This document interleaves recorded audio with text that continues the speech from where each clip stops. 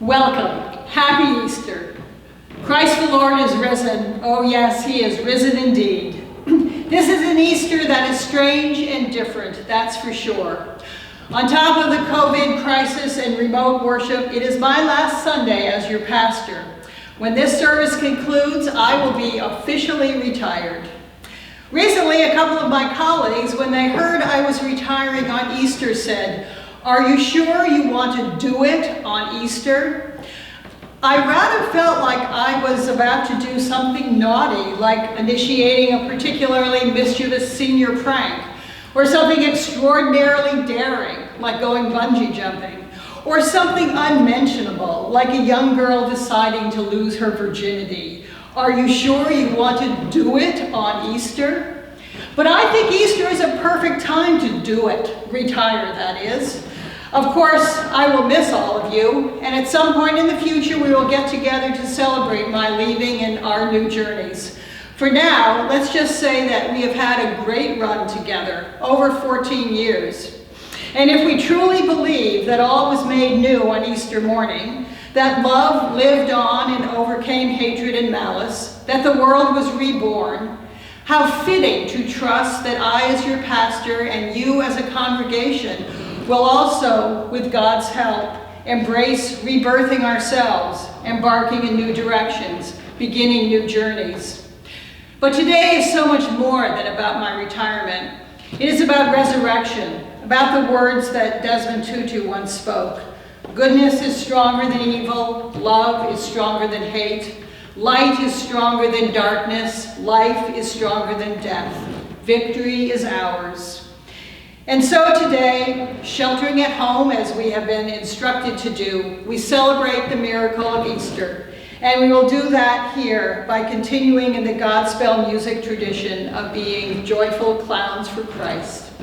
But let's begin with a non-Godspell song that so many of us associate with Easter morning.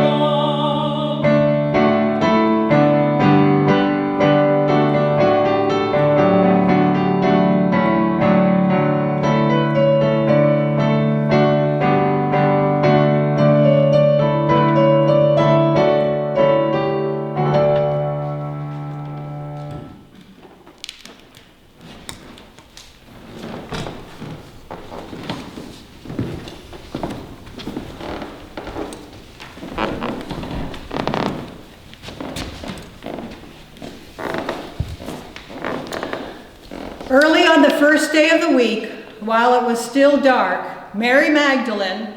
It was the first day of the week, Sunday, very early Sunday morning. and dark. Still dark.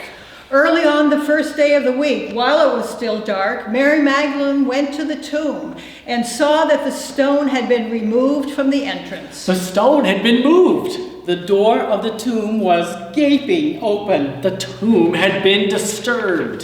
So she came running to Simon Peter and the other disciple, the one Jesus loved. She ran out of the garden. She ran into the city. She ran up the street. Until she came to the house where Peter and John were staying. She stood a moment to catch her breath, and then she said, "They have taken the Lord out of the tomb, and we don't know where they have put him." "The body's been stolen." It's gone. Where could it be? So Peter and the other disciple started for the tomb. Both were running, but the other disciple outran Peter and reached the tomb first. They ran. They ran as fast as they could. And John outran Peter.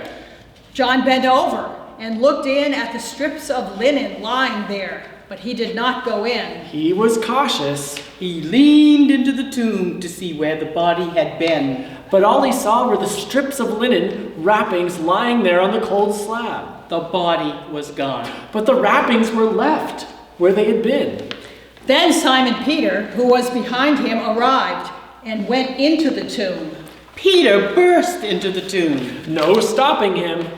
Peter saw the strips of linen lying there, as well as the burial cloth that had been around Jesus' head. Yes, the cloth that had been around Jesus' head. This cloth was folded up by itself, separate from the linen, Folded up, separate from the rest of the wrappings. it was neatly folded by itself. Finally, the other disciple, who had reached the tomb first, also went inside. He saw and believed. They still did not understand the scripture that Jesus had to rise from the dead. But they believed. Did they believe because the tomb was empty? No. Did they believe because of angels? No. Did they believe because of the grave wrappings? Yes, the position of the grave wrappings convinced them that this was no grave robbery.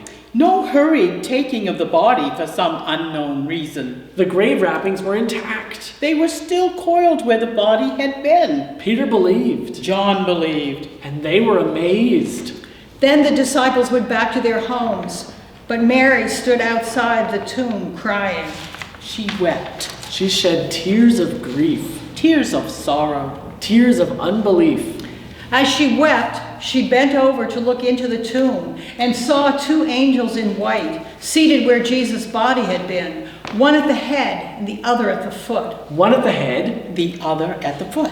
the angels sat one at each end. They asked her, "Woman, why are you crying?" Why are you crying? Why are you crying? Why are you crying? "They have taken my Lord away," she said, "and I don't know where they have put him." They've stolen his body. Someone has stolen his body. Someone has taken him away. At this, she turned around and saw Jesus standing there, but she did not realize that it was Jesus.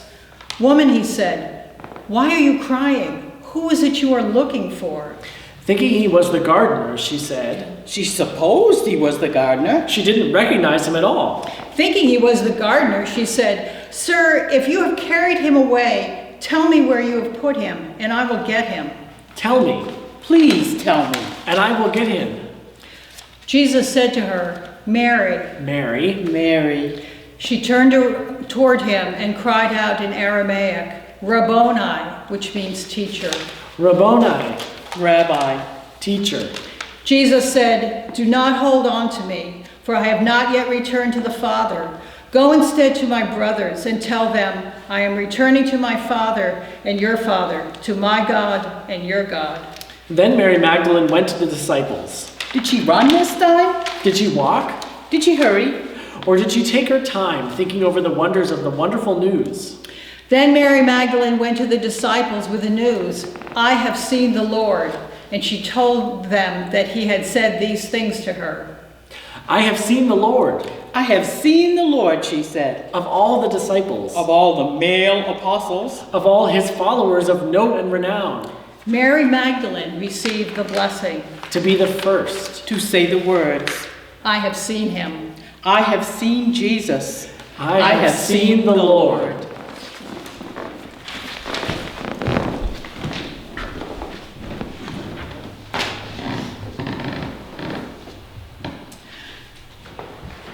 sermons are traditionally what? A chance for the pastor to gently chastise the folks who only show up in church then and on Christmas Eve. An opportunity to preach a bit longer and show off more abstract and academic theological leanings to a captive audience. Not today, folks. First of all, I have no idea who might have been sitting in these hard wooden pews this morning were it not for COVID-19, forcing us to not only be socially distant from one another, but in compliance with Governor Mills' most recent executive order to shelter in place. But I'm not the chastising type anyway.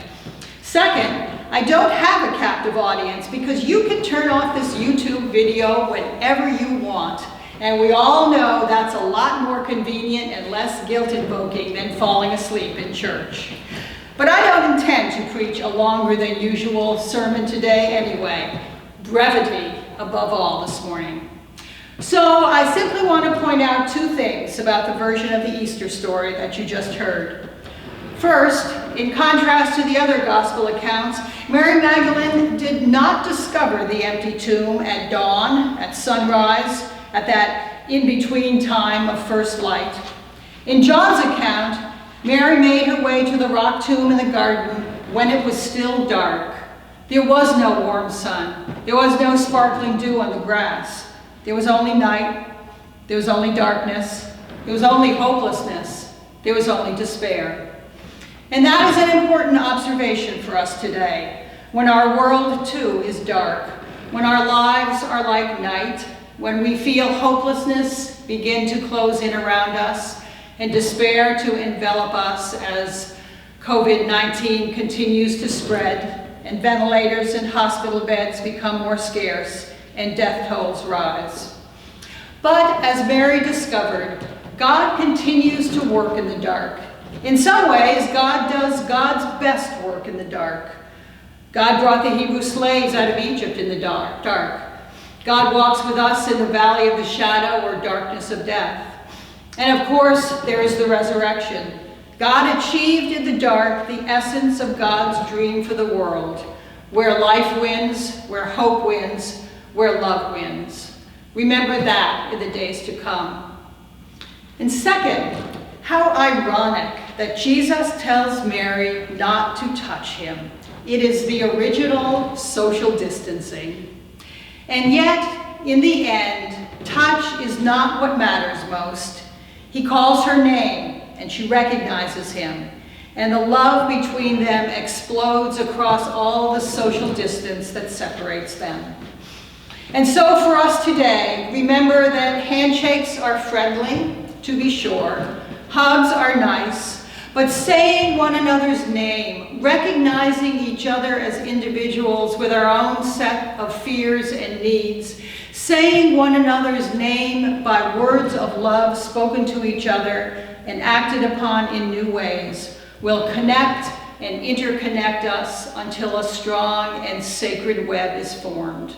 Remember that too in the days to come.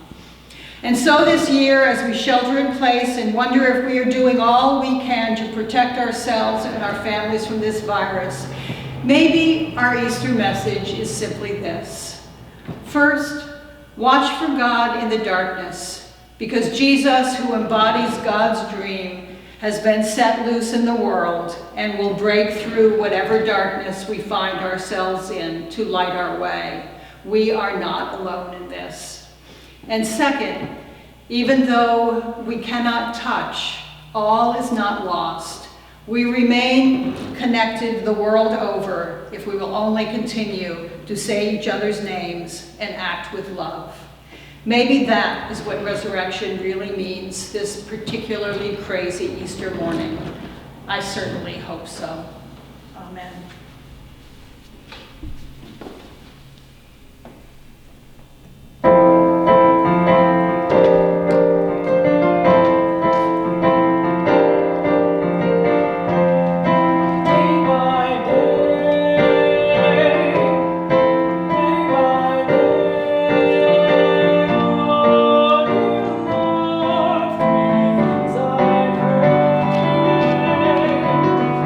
See people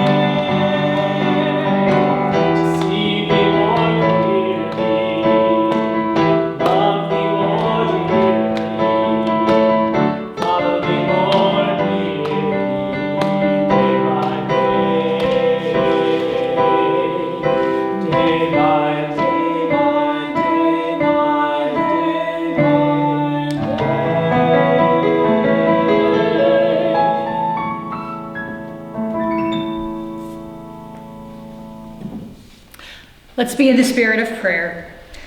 On this Easter morning, we welcome the Holy One, the Risen One, into our lives. Oh God, you have proved to us that goodness is stronger than evil, life is stronger than death, love is stronger than hate. And so we welcome the good news of your resurrection, for it is life-changing, life-giving, and life-sustaining. We welcome the hope it brings to our world. We welcome the joy it brings to our darkness. We welcome the empty tomb, for it is a symbol meaning that you are on the loose. May the good news of the resurrection give life to those who feel lifeless, those who are just going through the motions, those who are living in deep sadness in these troubled times. May the good news of the resurrection give hope to those who are mired in despair, who feel hopeless, and who do not see a good end to the social distancing, the sheltering in place. May the good news of the resurrection give joy to those who feel no joy, but only fear, who have lost their joy or had their joy snuffed out in these past few weeks. Oh God, may we sense the comfort of the risen one and the power of the resurrection in our own lives and in the lives of everyone in the world. May we trust today and in all the days ahead that the love of Christ and the power of your Holy Spirit has been set loose in this world. Where we all end up will be different and new, but we trust that you will be there with us and that we are not alone. Amen. Go now in peace to that place which is special to you. Go and live the resurrection. Do that and know that you will be blessed. In the name of our God who is the Creator, God who is the Son, and God who is the everlasting Spirit. Amen.